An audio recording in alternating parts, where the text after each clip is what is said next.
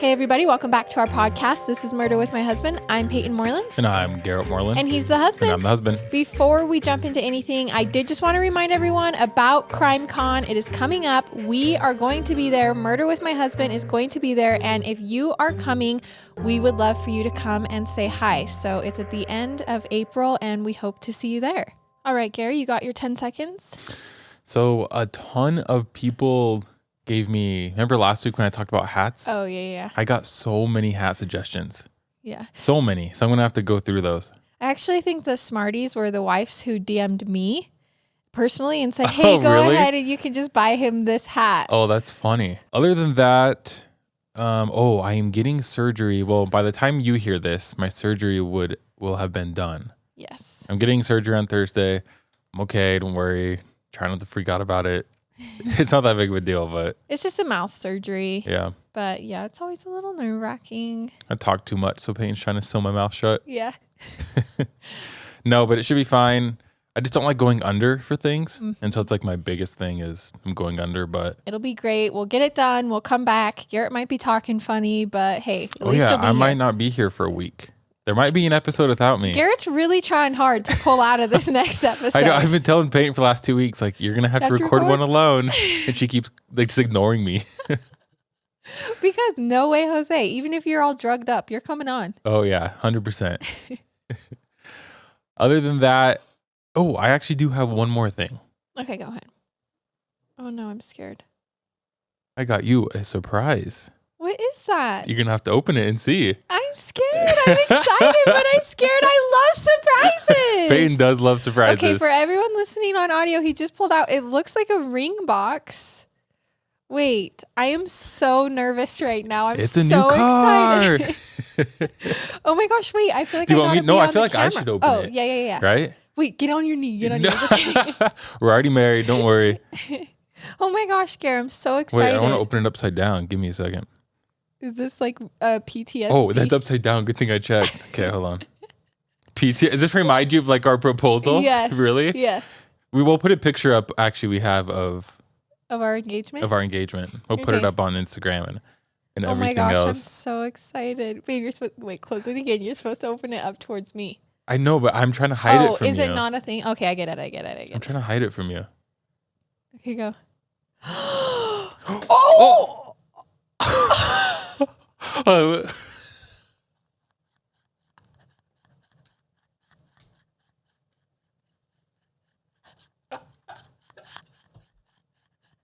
Oh my gosh. I can't breathe. I'm crying. Oh my gosh, everyone. Garrett just dropped the ring. Okay, hold on. Get it to me again. Okay, take two. We got it back. You guys, Garrett, this is so pretty. Wait, how do you know my ring size? I asked your mom and your sister. Oh my gosh. Because I couldn't remember your ring size from... Wait, is this from Olive Ave? It is from Olive Ave. Oh my gosh, you guys, look. Garrett, I'm freaking out. It's I love super pretty. Wait, how did you know to do black? They had a bunch of different options, and I kind of went through, and that one was so cool. And it's so because there was a bunch of like super pretty rings, but I saw that black one, and I instantly was like, "That is Payton's." Well, we'll put a picture up, but okay. Well, I guess we can just say right now that Olive and Ave is a jewelry company that inspired my wedding ring, and I've been following them since 2015.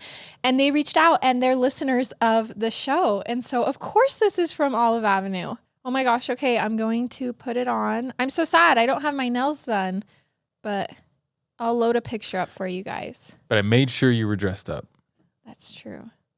It matches my outfit perfectly. Oh my gosh, that is so cool. It's black. That's really pretty. Fits like a glove. Oh my gosh. Thank you so much, Garrett. And thank you, Olive Avenue. Okay, well, that was like my favorite 10 seconds ever. That was pretty fun, huh? Yeah, that was so fun. Thank you so much. No, it's super cute. I knew you would. I love it. I knew you would love it. I literally love it. I don't think I've ever seen, I don't like a ring like that. Or pay attention, I guess, huh? Yeah. Oh my gosh, it is so pretty. But it's super pretty. I love it so much. much. It looks so good next to my wedding ring. Payton loves surprises, for those who don't know. Oh my gosh, surprises are like my love language. Yeah. They're my favorite thing. So thank you so much. That was so You're welcome. fun. Thanks, Olive and Av, for helping us out with that. Yeah. It actually, we're going to post more pictures and stuff, but it came in this amazing box. I'll have to show you upstairs. Payton hasn't even seen it yet. Yeah, no, I haven't. Is that who was at the door? Yes, they just came. It came right before we started recording. I know, it came good timing. Oh my gosh. Okay. We can get away from my ring. I feel Yeah. like I could talk about it forever.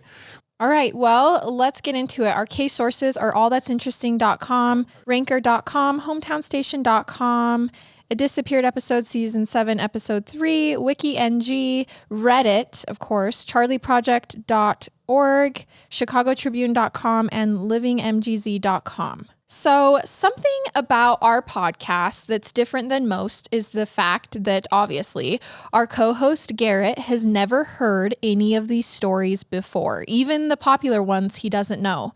And I think it's definitely interesting to hear that perspective from someone who is getting shocked and intrigued in the same way that we all did while hearing these cases for the first time ever. It's definitely like a I can't wait till he hears this part moment. And with that, we get a lot of case suggestions from people who suggest a case purely so they can hear Garrett react to it. They say, Garrett will love this one. He'll be so confused about this case. This one has a lot of cameras. You have to do it. And today's case is one of those ones. Okay. So yes, I had heard this case before on other podcasts. It's not necessarily popular within the news, but more within the true crime community, mainly because it's a rabbit hole Reddit case.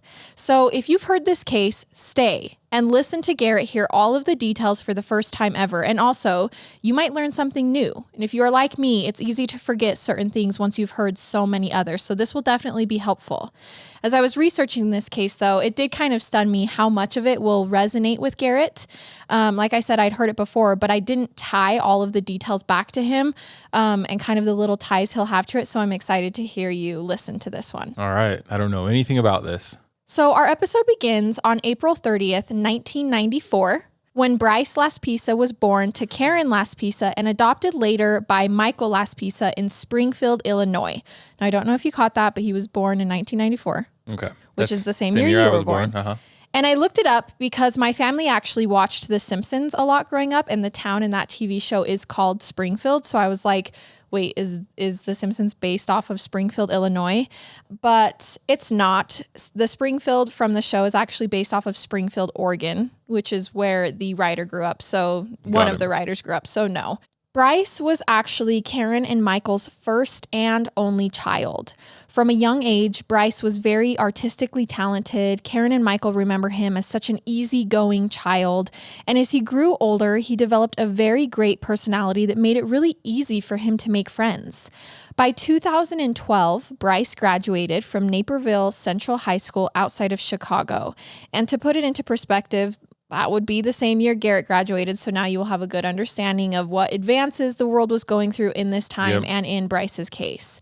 After Bryce graduated high school, his parents had actually just barely retired and decided that they wanted to move to California and take Bryce with them. Laguna Niguel, Orange County was where they landed together as a family, which is a very nice place. I mean, Garrett can attest he grew up in that area. I grew up in Orange County, so it's ironic. I know, same year, same graduation, then over to Orange County. It was not me, I promise. Yeah. It was pretty soon after arriving in Orange County with his family that Bryce decided to move north to a city named Rocklin, California. Now, Rocklin is roughly 458 miles away from Laguna Niguel and would be about a 7-hour drive. Bryce moved here because he decided to begin his freshman year of college there, studying graphic and industrial design at Sierra College, which is a community college. So it was still 2012 when his first semester started, and it was going pretty well.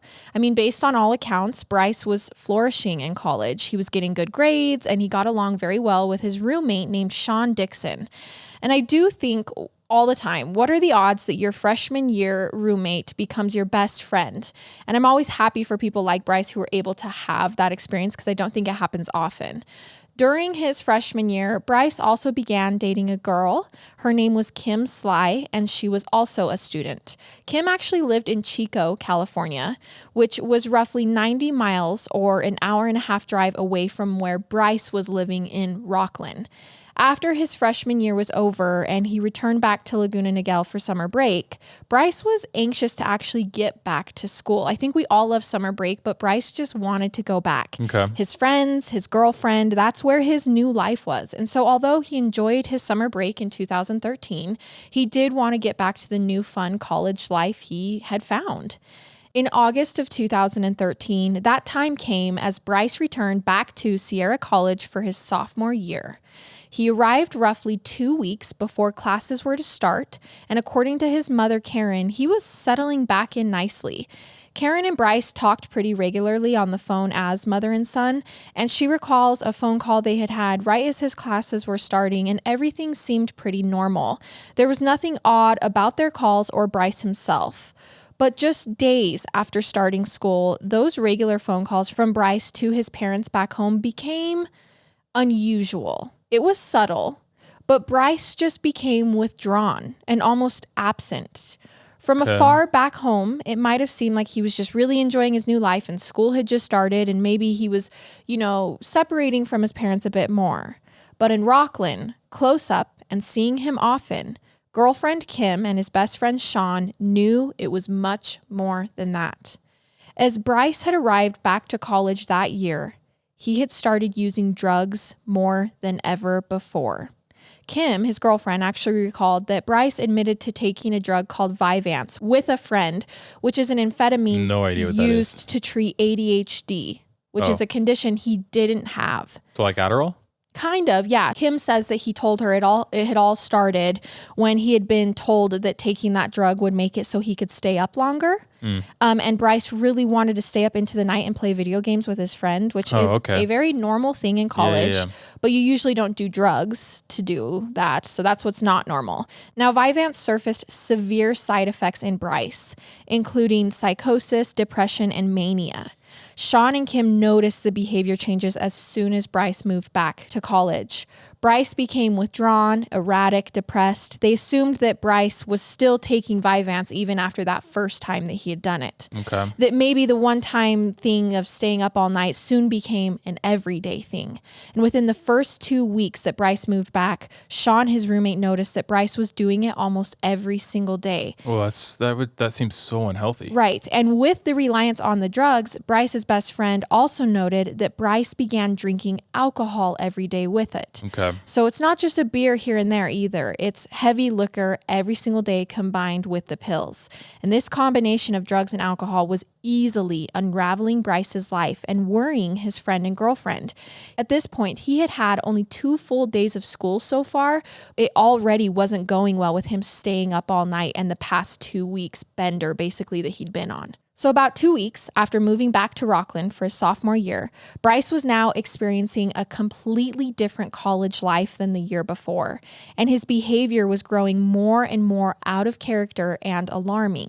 On August 27th, 2013, it all came to a head when he ended his relationship with his girlfriend Kim over text.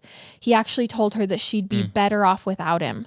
Now, that same day, he also texted Sean an unusual and heartfelt message saying, "I love you, bro. Seriously, you're the best person I've ever met and you've saved my soul." And then he also gave Sean his Xbox and gave away a pair of diamond earrings that his mother had given him to wear. Okay. So this strange behavior had become so worrisome so fast. Just 2 weeks earlier, Bryce's parents had dropped him off after spending a very normal summer with him. So the next day, Sean Dixon decided that all of this had come to a head, and he was going to try and do something in hopes of helping his roommate out. August 28th, 2013 is the day that this case really starts, and also where things become extremely confusing. So pay attention as I try to lay out the next couple days for us. On the morning of August 28th, Sean called Bryce's mom, Bryce Laspisa. He told her that he was really worried about Bryce and informed her of everything that had been going on. Now, I want to point out here exactly how, bad this would have had to get for a college boy to get a hold of his friend's mom. I think it speaks volumes as to what kind of person Sean was and how much he cared for Bryce, but also he's a full-grown adult now calling his best friend's mom saying, "Hey, I'm worried about your son." After talking to Sean that morning, Karen got a call from her son Bryce that night.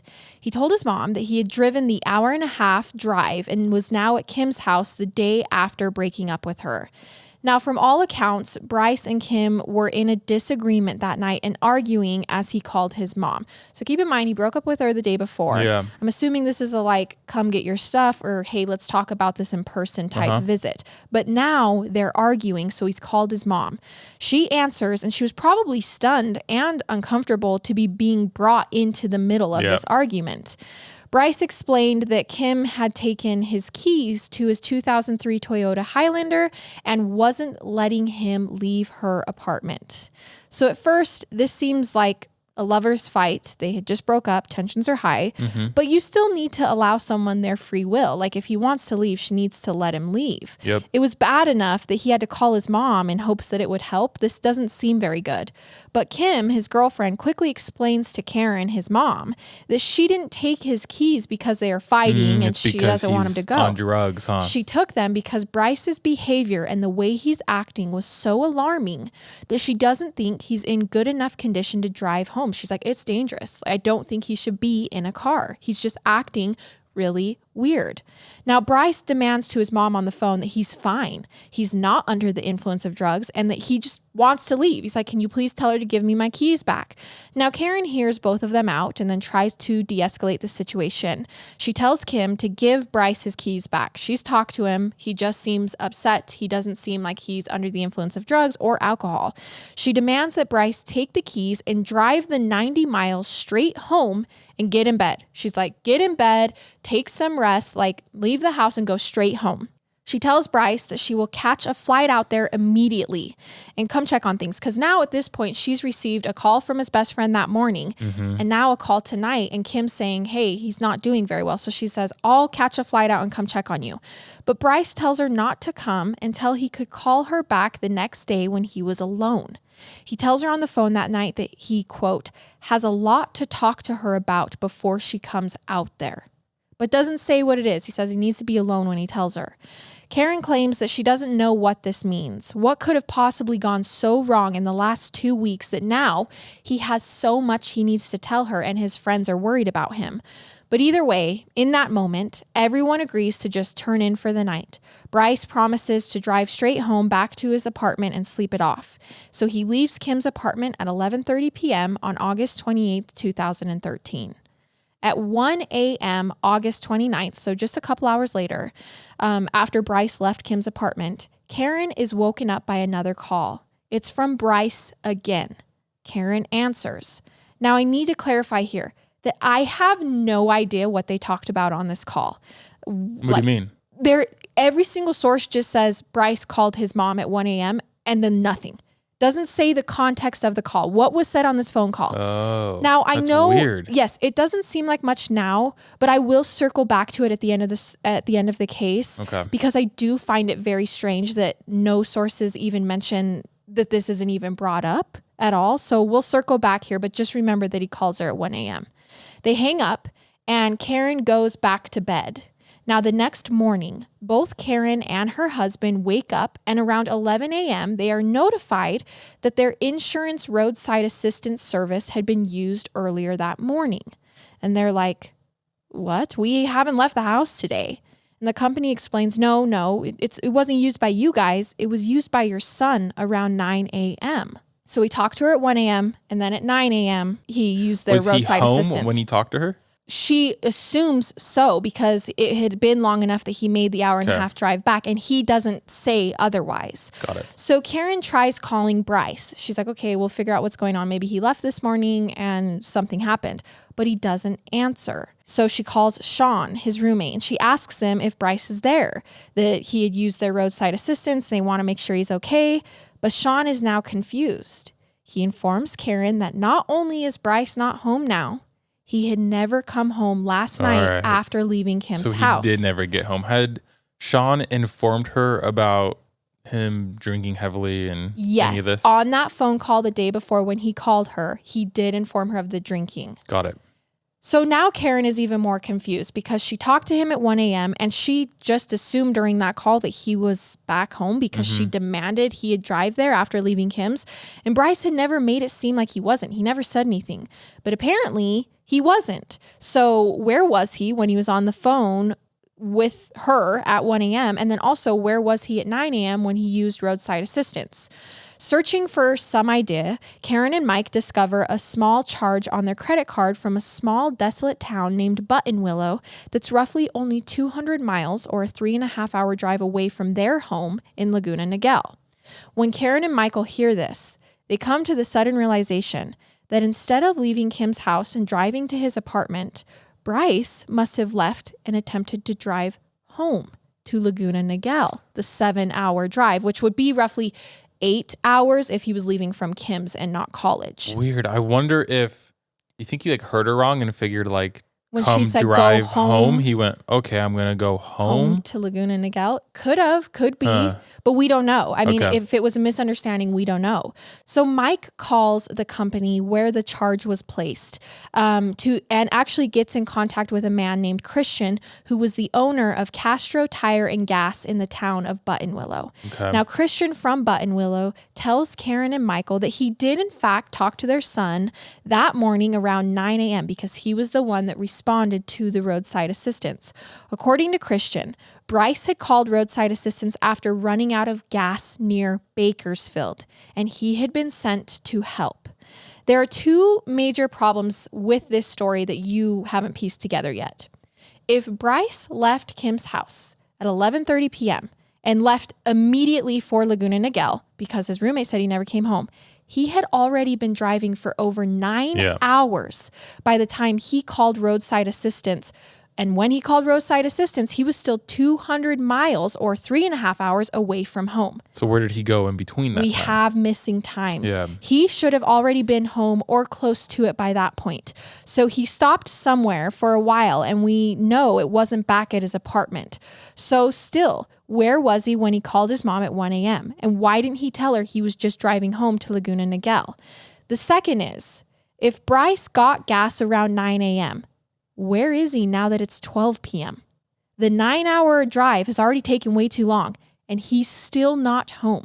He only had a 3.5-hour drive left. So where is he? He's alive, obviously, because he got gas at 9 a.m. Right. So now... And it's roughly 12 now.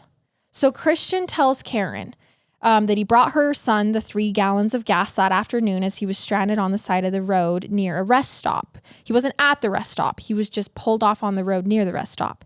He confirms that Bryce seemed fine. He wasn't acting erratic or strange. He didn't seem under the influence. He just simply ran out of gas. And Bryce told Christian, I'm out of gas and thank you for bringing me the gas. And he told Christian that he was on his way to his parents' house in Laguna Niguel. Okay, so he's not lying. No, he told roadside assistance that's where he was going. Some weird timelines, but it doesn't seem like he's lying yet. Right. So Karen decides to ask Christian if he can drive back to the rest stop and ask around to figure out what time Bryce might have left, which direction, had anyone seen anything, because Bryce is still not answering his phone.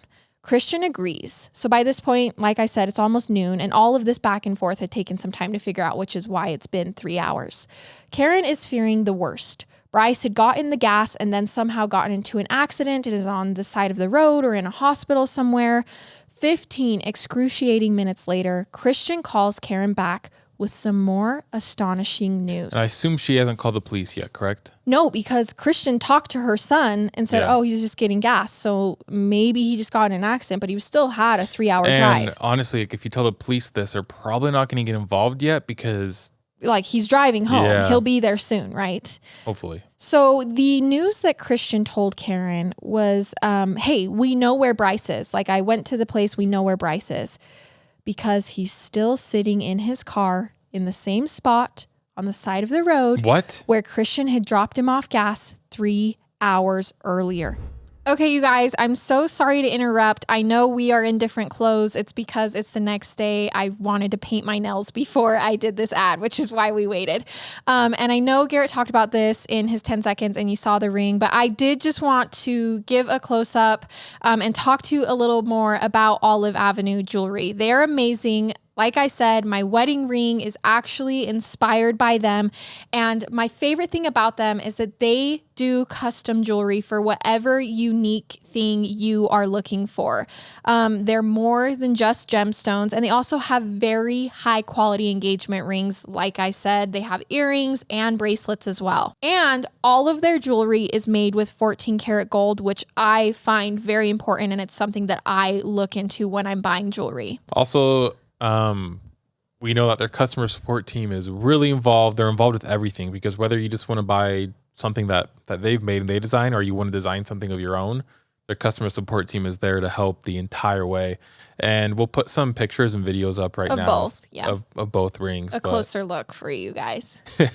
Payton was super excited. We were actually talking about it last night at dinner, because she wore it to dinner. Mm-hmm. And it's so cool. We love their stuff. And I got a compliment on it at dinner, which was like great. That was crazy. Yeah, and I did just want to say everything feels so personal with them. Like, I feel like this whole process with them has just been so personal. You can tell that they care, that their stuff is quality, and like I said, my wedding ring was inspired by their pictures. That's how nice of jewelry they have. So if you're interested at all, the link will be somewhere over here, and it'll also be in the description. Please go and check them out. Just go look around, see if anything catches your eye. Yeah, I mean, if you are looking for your dream ring, or even just another solid piece of jewelry that you're wanting to have, or if one of you guys out there is thinking about proposing to your wives, use them. Use them. I'm telling you, their stuff is custom. It looks custom. It does not look like every other ring out there. I mean, if back then, if I felt like, I had been picking my ring, I would have totally just went with one of theirs. I know one of your girlfriends wants to get married, so just do it. And reach out to us. Or just go visit their site. Like, we can help you. Yeah, we might be able to help you. Yeah, using Olive Avenue jewelry. So yeah, we'll have the links up and everything, but if you want to go check them out and visit their shop, that would be awesome. It's Olive Avenue Jewelry. We love them, and we think you guys should really check them out. Back to the episode. Bryce is still just sitting there? Yes, so Christian goes back to ask around, but when he pulls up, what the heck? He's confused because Bryce hasn't moved, not even driven to the nearby rest stop. He's still pulled off on the side of the highway. Christian gave the phone to Bryce. So he pulls up, he's like, hey, Bryce is here. He hands the phone over to Bryce and says, hey, your mom's on the line and she wants to talk to you. And Karen confronted him. Why wasn't he answering his phone? What was taking so long? Why hadn't he moved? Where did he go? And Bryce doesn't really answer the questions. Is he on drugs? Is he drinking? Karen is like, no, he seems fine. He's lucid. He's talking. Like, nothing seems wrong. Everything seems normal. He reassures his mom that he was fine and he had just been getting some sleep before leaving soon, because if he left at 11:30, he hasn't slept yet. So he was just getting some sleep and he'll leave right now. He says that she shouldn't worry, and that once he's off the phone, he will head out and should be there soon. He still had roughly 3 hours and 30 minutes left of the drive. So at this point, Karen's like, okay, it's been a weird night. Like, considering yesterday to now has been really weird, but he's going to make the drive home. Everything's going to be fine. So she reluctantly agrees. She demands that Bryce head straight home right now and that he keep his phone on so that she can call him. What else is she really supposed to do? Yeah. Christian watches as Bryce pulls off from the side of the road and heads into the direction on the freeway of Laguna Niguel. Now, since it's almost noon, Karen and Mike eagerly wait around, expecting Bryce to get home by 3:30 p.m. on the 29th.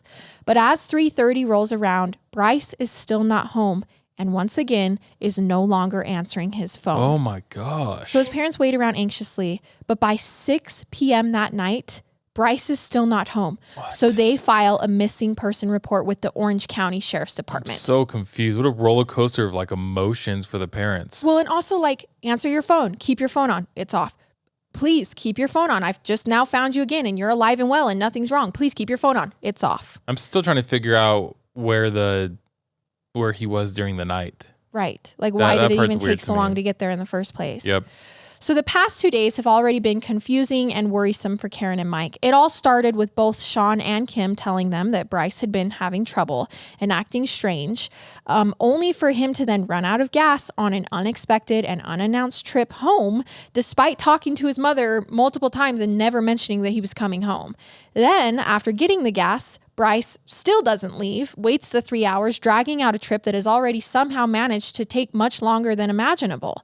And now he's still not home and once again not answering his phone. Karen and Mike have to wonder, has all of this strange behavior now ended in a car crash? Like, what are the chances that it's been this weird up to now and now he's in the car crash?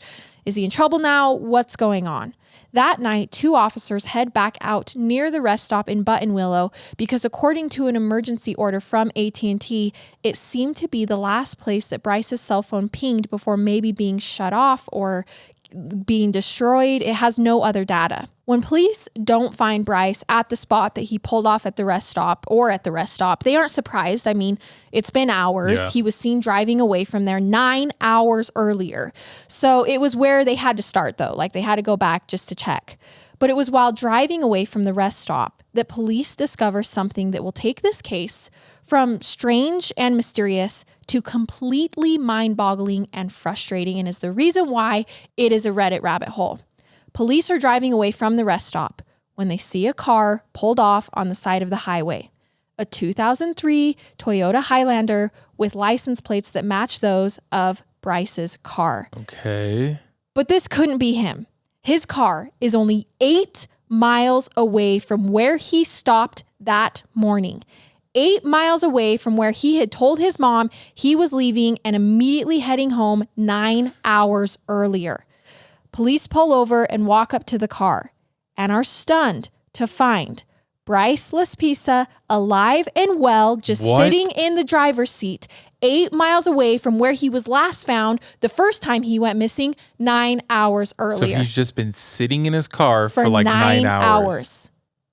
On top of already a long night. With his phone off? With his phone off. He's not even like on social media. He's not even playing like games. He's just sitting in his car for 9 hours. He ran out of gas, got that 3 gallons of gas and used it to drive 8 miles. Okay, so they check, is there drugs in the car? Is there alcohol in the car? What's going on with that? Right. So that, I just need to clarify before we go there. This is a total of almost 20 known hours that Bryce has been lingering around this exact spot in Buttonwillow. 20 hours he's been in this area. Do you think he's been driving around like that square mile range? Right. Not that we know. Okay. I don't think in the first one because he was sitting in the same exact spot that Christian saw him the first time. Now he's ignoring calls. He's acting as if he just innocently is on his way home whenever he's talking to anyone, but he's clearly not. So police ask Bryce, they go up to his window and they're like, "Hey buddy, what are you doing?" And he tells them, "Oh, I'm just on my way home to Laguna Niguel." What in the world is going on? And they explain to him, okay, well, your parents have actually filed a missing person report because you were supposed to be there 9 hours ago, or 6 hours ago. And it's, taking you an awfully long time to get home. And you're right near the spot where we last found you, Christian last found you. And he goes, "Oh, it's fine. I've just been getting some sleep. I'm just kind of clearing my head and then I'm driving home."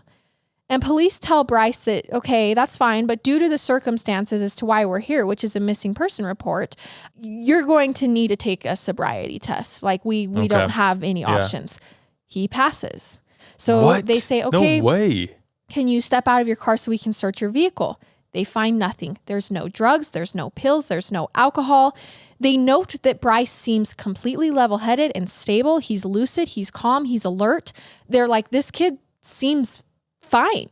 So police tell Bryce, okay, well, you should probably call your parents back home and tell them that you're all right because, they're so worried they've filed a missing persons report.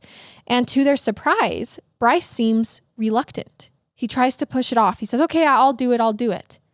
And police are like, okay, no, you're going to do it right now in front of us. You're going to call your parents. Police actually dial Karen's number and put the phone in Bryce's hand so he can talk to her in front of them. What is happening right now? When Karen answers the phone, she's relieved once again to hear Bryce's voice. He's okay. He's been found. He's gone missing twice now. She asks him, okay, what have you been doing? She explains to him that he's been sitting in the same spot for another 9 hours. She asks him, have you eaten? He says no. She's like, okay, go get some food and head home. Like, come home, Bryce. She demands that he leave his phone on because she's going to be calling him the whole time. Karen speaks to the officer and tells him her worries. She's like, listen, if he's not okay, I need you guys to take him in. But they're like, no, he really does seem fine. Like, he's promised us that he's going to drive home, so we're going to let him drive home. It's probably such a dumb question. I'm sure I know the answer. So you can pass a sobriety test, right? Right. Which means you're not under the influence of alcohol. Right. But he could still be on some sort of drugs and they not know, correct? He could be, except for he's not exhibiting any signs. So unless he's under drugs and they're having no side effect and he's not acting like he's just like in his own world. Maybe, but I think they would notice that. They were going into this stop looking for strange behavior. Yeah. And were surprised to not find any. Totally. He really seems fine, so they just decide to let him go home, drive home. And the deputies then decide to leave Bryce, telling him to get on his way, and Bryce agrees. Roughly an hour later, Karen calls Christian, the man who had found Bryce earlier, who had given him the gas and then come back and followed up to see where he was and found him again. And she explained what had happened, and she also explained to him that, hey, I know you saw him drive off earlier, but he never actually left. He only drove 8 miles away and then pulled back off. 8 miles. Christian listens to the story and then tells Karen, well, okay, let me drive down to the road where the police stopped him and just make sure that he really left. And Karen's like, no, you don't need to, because the police watched him leave. Like, they were there and Bryce promised he's on his way. I've talked to him since. He said he's driving. But Christian hangs up the phone and then just decides to go do a drive-by on his own. Super nice of Christian. Right. 15 minutes later, Karen gets a call from Christian again. She answers, and Christian tells her he doesn't really know how to say this, but he drove down to the road. No. And Bryce is still pulled off in his car, sitting in the same spot the deputies told him to leave an hour earlier. What? I don't even know how to react to this. Right. This is so strange. He hasn't moved. And I think it's weird because normally when these cases happen, nobody knows anything. It's just like, oh my gosh, this guy just up and vanished. But this kid has been found 3 times. He's just sitting there. This makes absolutely no sense. So once again, Christian goes up to Bryce's window and tells him, hey, buddy, you need to head home. Bryce says, okay. And Christian's like, no, really, you need to leave. Like, you need to leave and I'm going to follow you. I'm going to follow your car. So about 30 minutes later, Bryce pulls off onto the interstate and Christian begins following him. After about 10 miles, Christian pulls off and calls Karen to let her know, okay, I followed him. I think he's finally left for reals. Over the next couple hours, Bryce and his parents exchange several phone calls as they make sure that he's driving. They're like, so you have to keep driving still. And he's answering his phone. Okay. They're asking where he is. They're making sure he's safe. He's not really telling him where he is. He's like, oh, I can't see any signs, but my GPS, I've plugged in your address and it says that I'll be home at 3:29 a.m. So think of how long this has all taken. It's now been around 25 hours since he originally left Kim's apartment back on the 28th. What is Bryce doing? Right. At 2:09 a.m., Bryce calls his parents back. Remember, he's supposed to be there at 3:30. And he tells them, listen, I'm almost there. I'm too tired to try and drive anymore. So he explains to them that he's going to pull over and sleep for a little while before finishing the drive. And they're like, okay, well, if you really are tired and you're getting drowsy, it is smart to pull off. But like, can you just wake up in a couple hours and please, you only have an hour and a half left. Please make the drive home. He's close at this point. Right. Around 8 a.m. the next morning, the Laspisa's front doorbell rings and they both jump up to let Bryce in. Finally, he's home. They have a lot of questions about what happened over the last 2 days, but at least he's home and he's finally made it into their hands. They open the door and their hearts drop. Standing in front of them on their doorstep is not Bryce, but a highway patrol officer.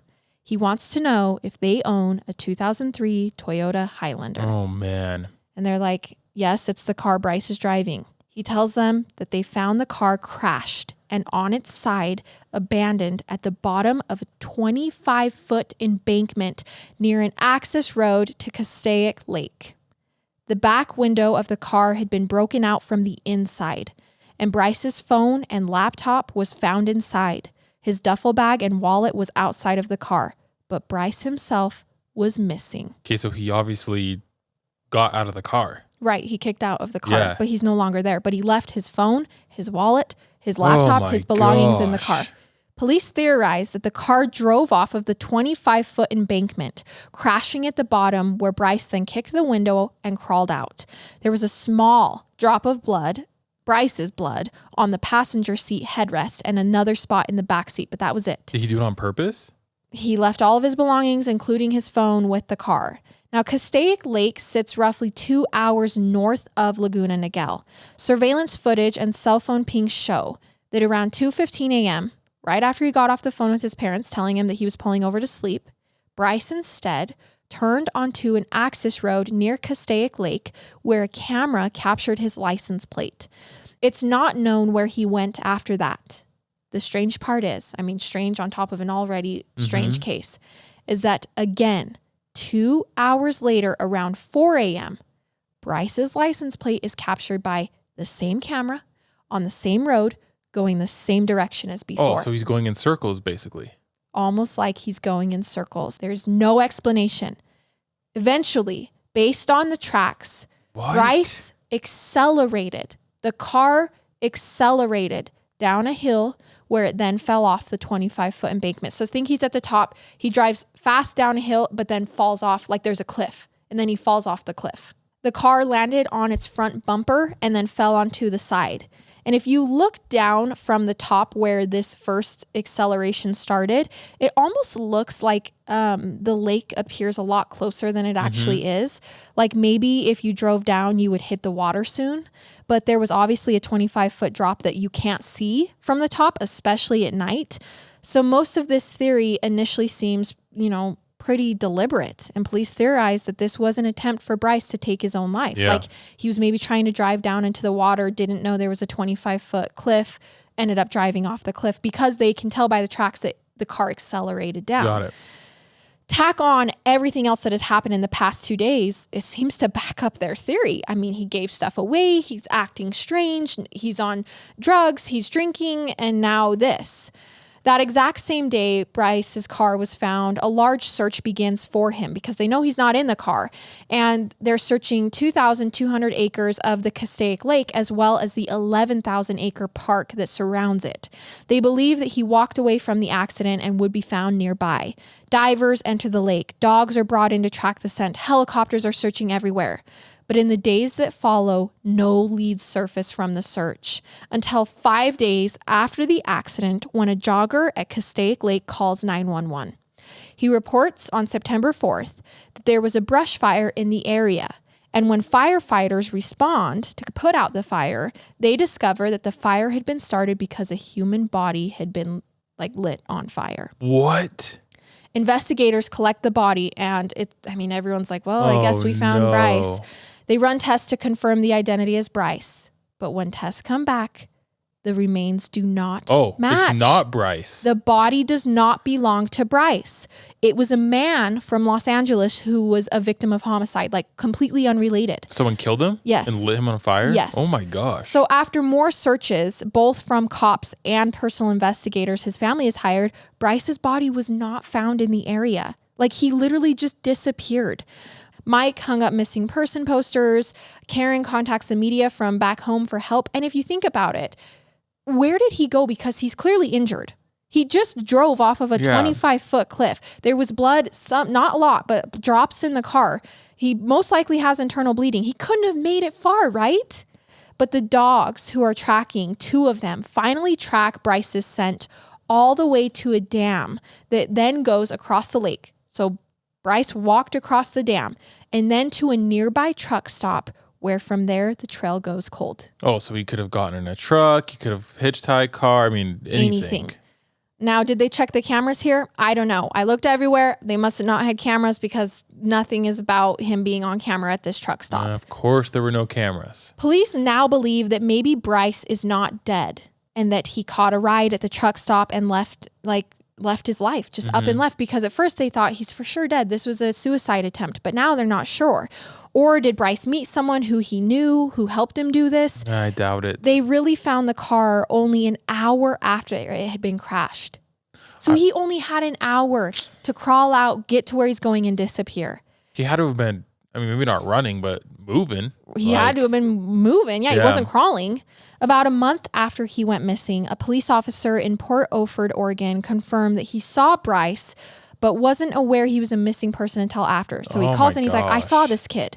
Now, I do have to say here, a lot of the time, missing person, it's like, everyone kind of looks similar and it's really hard to tell. And now Bryce is very unique looking. He has fire red hair. Like Oh.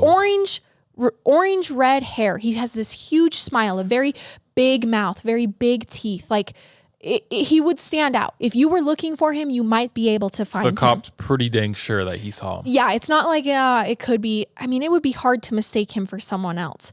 Bryce's parents also came forward around this time claiming that multiple people from that exact same area that the cop said he saw him reached out stating they too had saw him. In Oregon. So now he's in Oregon. But none of this goes confirmed. Like none of it's confirmed. They never find him there, nothing. Time goes on. The searches are suspended. The case is unable to be closed. It goes cold. And to this day, Bryce has never been found. Oh my gosh. Do not end it like this. It remains one of the biggest true crime mysteries. 4 years after the disappearance, a skull was found off Templin Highway, which was near the crash site, but it's tested and confirmed not to be Bryce. And then in 2021, there was this big rumor that a body was found near the area, and everyone thought it was Bryce, but that, again, nothing ever came of it. I don't know. I really have no idea what to think. I mean, obviously, he ran away. Right. I mean, he got out of the car and he took off. Right. I mean, let's quickly discuss it. So those are the facts, right? He got out of the car, he took off. He's probably saw in Oregon, and he could be there to this day. Right. Who knows? But no one's seen him since. No one's seen him since. And you would know what he looks like. You would know what he looks like. Now, I have to say, like I said, this case is a huge Reddit rabbit hole. Yes. I mean, there are threads of threads of threads, and I'm sure our comments, leave a comment if you know more about this case of what you think your possible theories.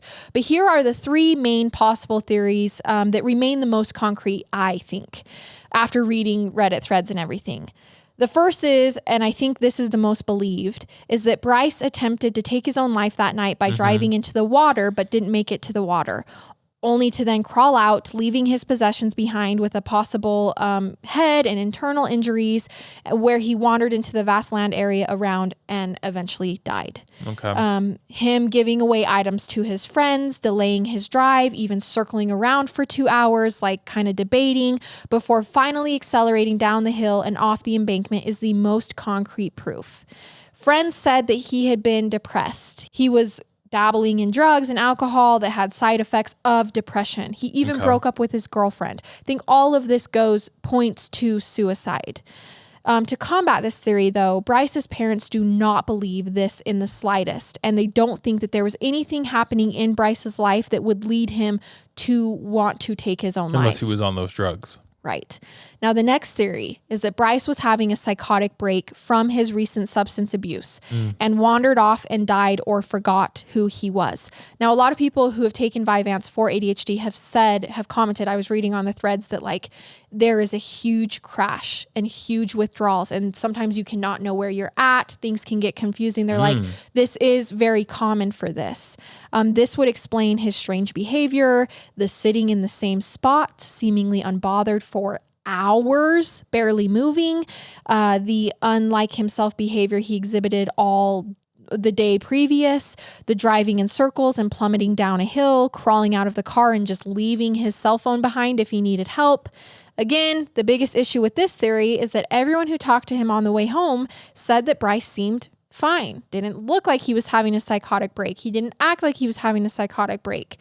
Although he was like, his actions were weird. He was sitting in the same spot. He was acting fine. He wasn't under any substances, according to the cops. And again, Bryce's parents have since said that they don't believe Bryce was abusing drugs or alcohol. That in 2 weeks, how is it even possible for someone to go from one end to the other? They know he occasionally partook, but not to the extent that this case makes it seem like. I guess I'm confused though, because his own roommate said he did, correct? He said he did, but his parents have since come out and said he wasn't addicted. He didn't have a problem. Now, I'm not going to debate that. Yeah. We have 2 people saying Two both. different things. Right. So that is what it is. Now, the last and final theory is that Bryce did not die that day, but was instead running from something, whether that's his life that he was living now, and he just wanted to start over, or he was in trouble with some people and needed to get away and make it look like he died. And to me, I think this is on the very bottom of what I think happened. This is the theory I find myself steering to the most. Yeah, so that's not surprising to me. I feel like I'm a little more black and white about it. Right. Maybe it's because I've been down the rabbit hole. Yeah, I feel like it's the last thing that happened. Because, well, I just think he's alive. Correct. I think he's alive. Well, but this is the theory that he's running away. You don't think he just ran away from his life and disappeared? I don't think he's running from people. You think you don't think he's in trouble. You just I don't think he's in trouble. So then it's the same theory. Okay. I mean, I just looped them together. So this theory is supported by some similar things as the others. Him giving away all of his stuff, like abandoning his life, the reluctance to actually go home that day. Like he kept saying he was, but he wasn't. Yeah. The dogs tracking his scent all the way through the weird path to the truck stop and then losing it is the biggest clue that he's alive, because he had to have went somewhere from there. And I think one thing personally for me that has always stuck in the back of my head was that maybe he was possibly waiting for someone in that area, whether good or bad, in the rest stop area, which was why he was refusing to leave. But where he went to the rest stop, the new one he went to? The truck stop. It was like so much further than this other one. It was. So my theory is maybe they never came. Yeah. Or maybe around 2:15 a.m. they somehow met up with him and told him to ditch his car, make it look like suicide, and then get to the truck stop where they can bring him. No way. I feel like that's just too complicated. Like, what are the chances he goes, okay, I'm going to drive off this cliff and hope that I survive? Right. Like, that just seems so minuscule. And another thing is, I think Bryce telling his mom the night before that he had a lot he needed to talk to her about is further proof of this theory. Because what was going on that he was like, what was happening in his life that he was this big, you know what I mean? Maybe he just wanted to say I was sad, or maybe. The problem with all this, like you said, is how does this all happen in 2 weeks? Like it had only been 2 weeks since he had last been with his parents. How does all this happen? It's hard though too, because there's so many. I mean, I've never had anyone in my family take their own life or anything, but I mean, I hear all the time that people say I had no idea. I didn't see. I'm not saying that he did this for sure. I'm just saying that I know there's a lot to people who take their own life, and they say, and the family all the time or friends all the time say, I had no idea. I didn't know this was happening. So I guess every theory can be backed up to an extent. I don't know which one I lean towards the most. It's so true, because suicide does not look like anything. Suicide does not have a look. It doesn't have an explanation. And I think too often we stigmatize it. And the truth is what people have said is it doesn't look like anything. Yeah.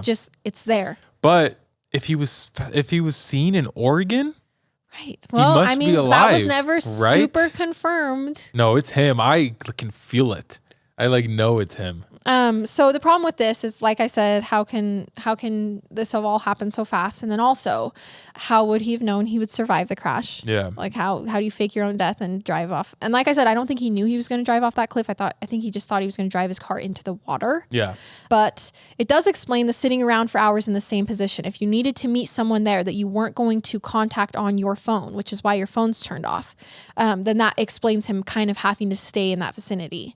Some further things that have been discussed on Reddit, I just want to jump into real quick, is there a chance that Bryce had actually been addicted to drugs before all of this and somehow relapsed in those 2 weeks? I think everything would make more sense if this wasn't the first time and the relapse is what he needed to tell his parents. Maybe he was possibly waiting for a dealer for those 13 hours, because addiction is no joke. It's heartbreaking. It controls someone's life, and there is unexplainable behavior that comes along with addiction. But no one else thought he was ever addicted to drugs before this time? Right. Okay, then I think it's how would no one low. else have known? Yeah. A lot of recovering addicts actually say that when they hear this story, this is the first theory that pops into their head, because the strange, incessant waiting doesn't seem so weird if it's for an addiction.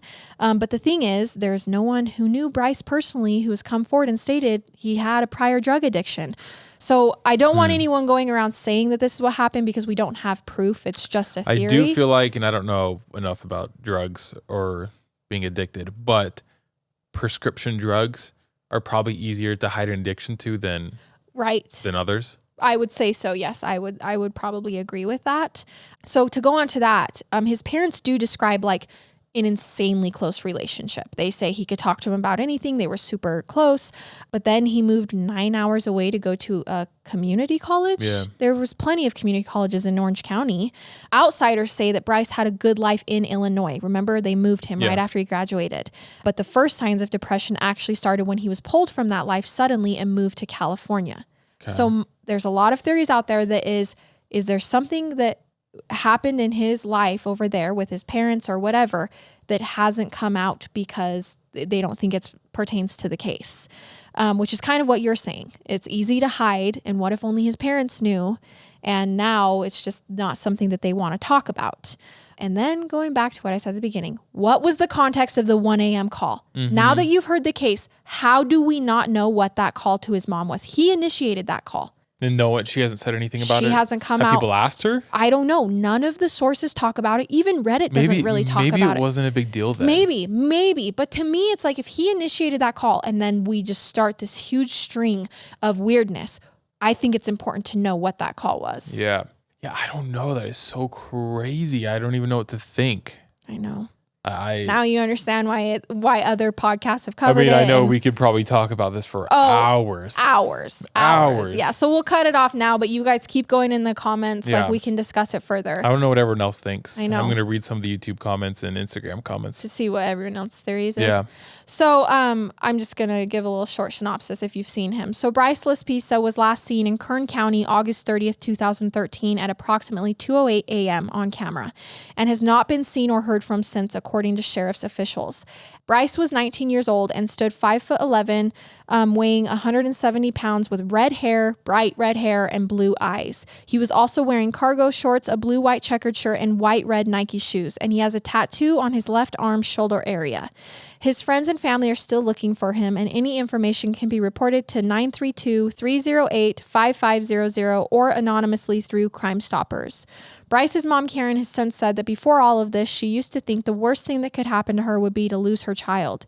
She now knows that the worst thing that can happen is to never know where your child is. That's sad. She feels like she's in a nightmare that she can't wake up from. Yeah. And that is the mysterious disappearance of Bryce Laspisa.